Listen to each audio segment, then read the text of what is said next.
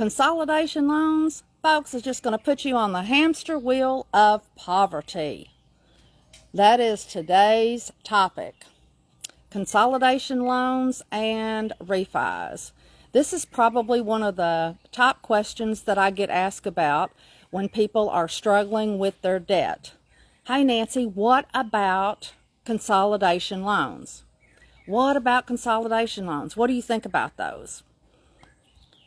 Well, generally speaking, I think all it's going to do is put you on a hamster wheel that's going to lead you back into a cycle of poverty, and it's going to keep you there. And the reason that I say that is for all of the people that I work with, generally speaking, over 90% of y'all, that's what will end up happening to you. I'm just being honest.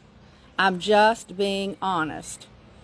When you look at it, they're going to sell you a bill of goods, and it's going to sound really, really enticing. Let me set up the scenario. Here's what happens. You start out, you got a great job, you got a great income, and you start looking around, and all of a sudden you get the shiny object syndrome. Your neighbors, your friends, your family members, they're all out here getting brand new cars, beautiful cars. They're wearing the diamond rings. They've got all of the latest gadgets. They're wearing the most beautiful clothes, all of those things. They got a nice, beautiful home. And you look around and you're like, I deserve that. I deserve that. And so you go out and get payment number one. Everything is good. And then your spouse decides that they need a new shiny object situation, maybe another, a new car to them, even though the one that they're driving is perfectly fine. And so, yeah, we deserve this. We work hard. So you get another vehicle. And then all of a sudden, you look in your closet and you're like, man, I need a new wardrobe. I don't really like these clothes, Even though chances are a lot of those clothes that are sitting in your closet haven't even been worn. And so you open up a credit card for whatever reason that might be, and you start charging things. Probably small things at first, and then a little bit more, and a little bit more, and then all of a sudden you start getting more credit card offers in the mail, and you start opening up more credit card accounts, and then you think, man, I'm sick of this furniture. I need some new furniture. And so you go get some furniture, and you want to go on vacation. And so, you know what? Let's just put this on a credit card, get another credit card offer in the mail, and there's $5,000 on that one. And before you know it, you turn around and you've got 10, 12 credit cards. You've got a mortgage payment. You've got 2 automobile payments. You got all these cable bills and streaming services, and your kids are in all the sports, and they got to have all the latest name brand stuff, of course, including those, $200 backpacks that they just have to have. That's important. And, heaven forbid you don't want anybody to make fun of them because they're not wearing the latest, greatest stuff. And so at the end of the month again, you're like, man, pull out that credit card because you don't have enough cash. Pull out that credit card because you don't have enough cash. And then all of a sudden you wake up and you've got all of this credit card debt with no assets to back it up. You got a mortgage payment, you got the car payments, and it's starting to stress you out. It just happens. It doesn't happen overnight. It just happens, generally speaking, a little bit over time, till all of a sudden you wake up and realize, oh my gosh, I need out of this mess. I need out of this mess that I've created. Oops, did you hear that? I need out of the mess that I created. The problem is, you want out of the mess, but you don't want to figure out or learn from your mistakes about what got you there in the first place. Good stewardship of your money starts with sound financial money habits. And 80% of everything that we do with our money is simply habit. It's only 20% head knowledge. 80% of everything we do with our money is on autopilot. We don't even think about it when we're doing it. So here's the scenario. You want out of the mess.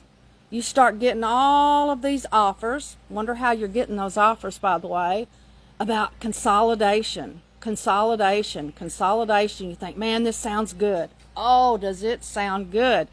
Because what I could do is I could get all of this mess and I could gather it up and put it in one big pile and get one loan and make one loan payment each month, and then I would be free from all of this stress. For a minute you might.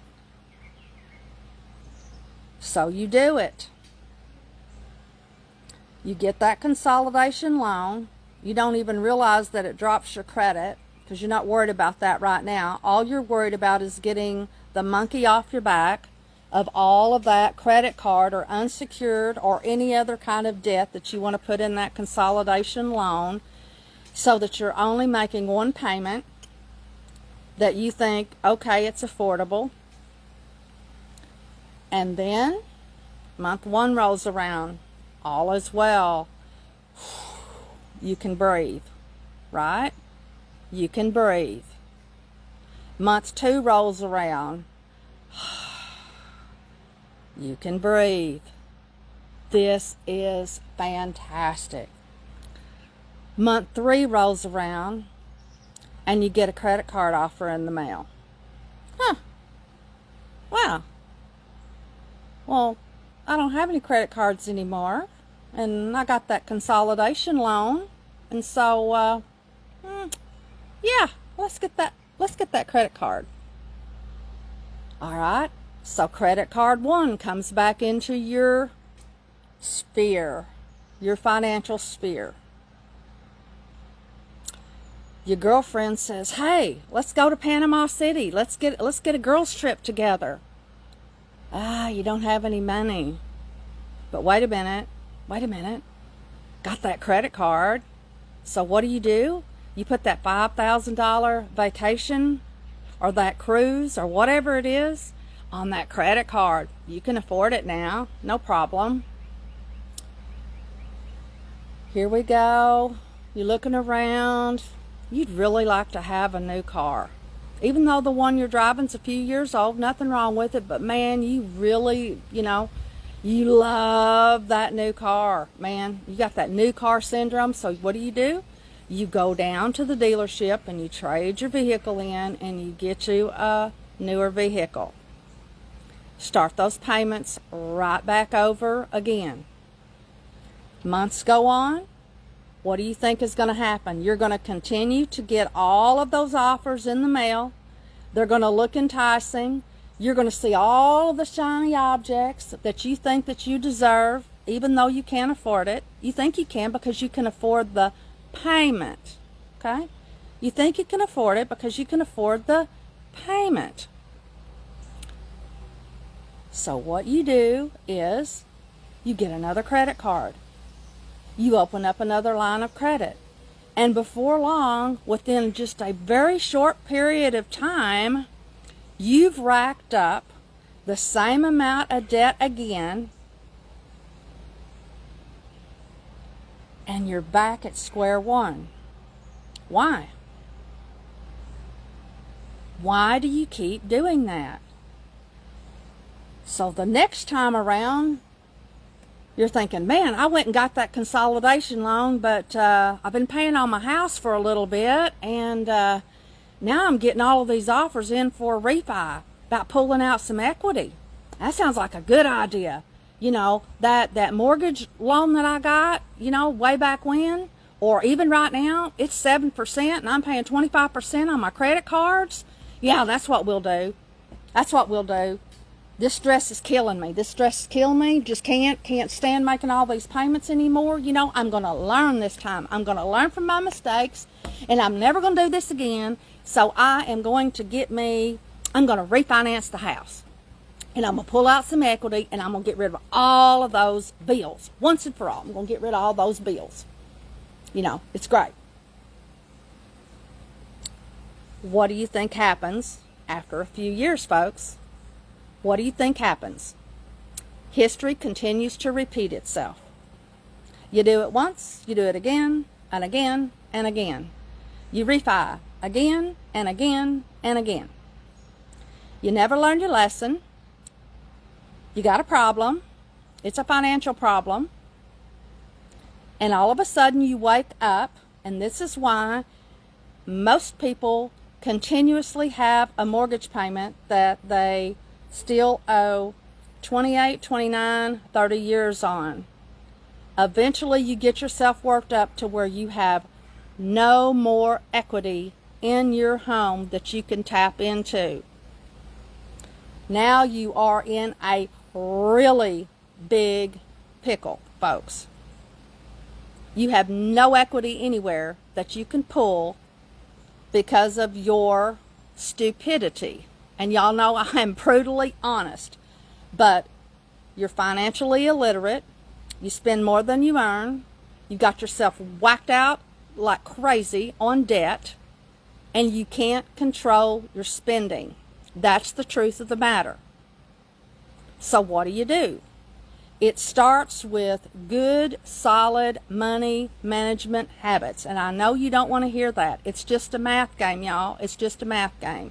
Now, I'm not trying to be mean, but the fact is, consumerism is real. Look at all the advertisements. The Jones family is real.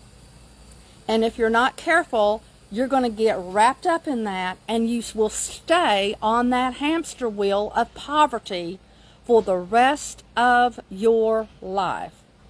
I don't want that for you. I want you to get off of that hamster wheel, and I want you to be able to breathe, and I want you to take charge of your family's finances. I want you to build a better financial future for your family. I want you to be wealthy. I want you to have the life of your dreams, but I want you to do it correctly. And there's shortcuts, and there's ways that you can get on this pathway to exponential wealth in a short period of time. But you've got to listen to me, folks. You've got to listen to me. Again, 80% of every single thing that you do with your finances is just a habit. So if you would replace those bad habits with some good money management habits and some sound wealth building principles, you're going to be eons ahead in just a very short period of time. So I really encourage you, if you have not went back and listened to some of my short little videos here, I hope you know this is coming from my heart. I really do want you to succeed. I want to exceed. I want to be surrounded by people who are successful and good people, solid moral ethics, not wealth for wealth's sake. And, you know, you can't make a huge impact if you are poor. That's just the honest, brutal truth. Think about all of the good things that you could do if you had extra cash, if you had extra wealth. Is there a cause that is near and dear to your heart? Have you caught yourself saying over the years, man, I wish I had some money, I would love to support that group? Or, man, I see a need in my community or around the world, I would really love to do something about that, but I can't. I can't do anything about it. I can just sit here and think about it because I've not set myself up financially to be able to do that. So what is your step one? You set up a solid foundation for your family, and then you start building your walls, and then you add everything else. And that first foundation tool, y'all, is getting an emergency fund together, because emergencies are going to happen. Start out with where you are, and then work up to 1,000, and then 3 months and 6 months of your living expenses. A lot of you guys are retired, and you think that that's not important. But think about COVID, when you couldn't do some of the things that you wanted to do. If you're a business owner, think about what it would have been like if you'd had an adequate emergency fund set aside so that you could send your employees home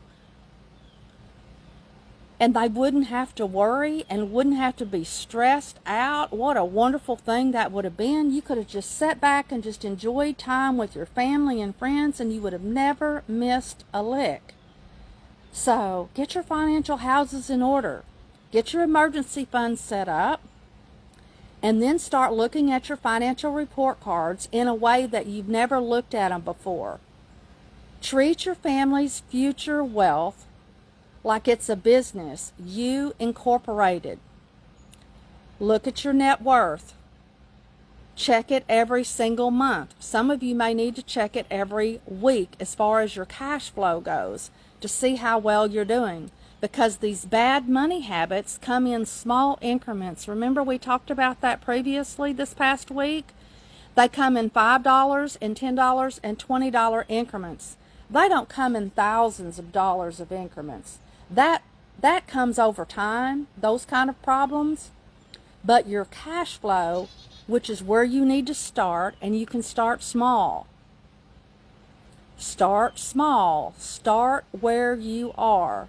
So please, if you start getting those consolidation loan applications in the mail or refinance applications in the mail, I urge you to throw them in the trash.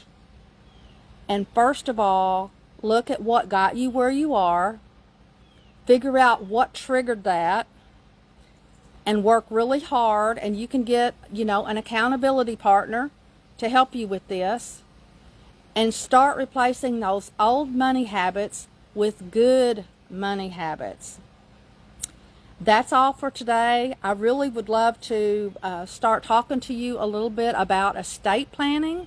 It doesn't matter that you don't have a lot of wealth yet.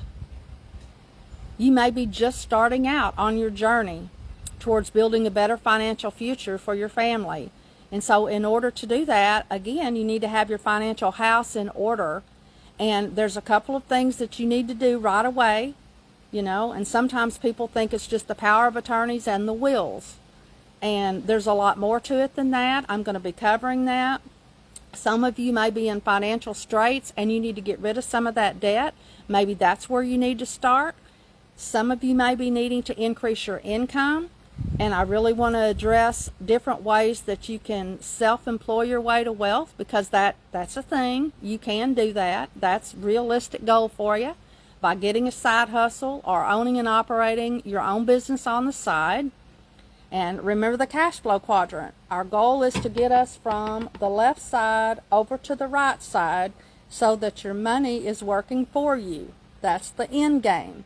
So everything you do, you need to start thinking in terms of transitioning from the left over to the right. So I hope y'all have a wonderful week. I've got my brother and his wife coming in this week. I'm excited about that. It's July 4th.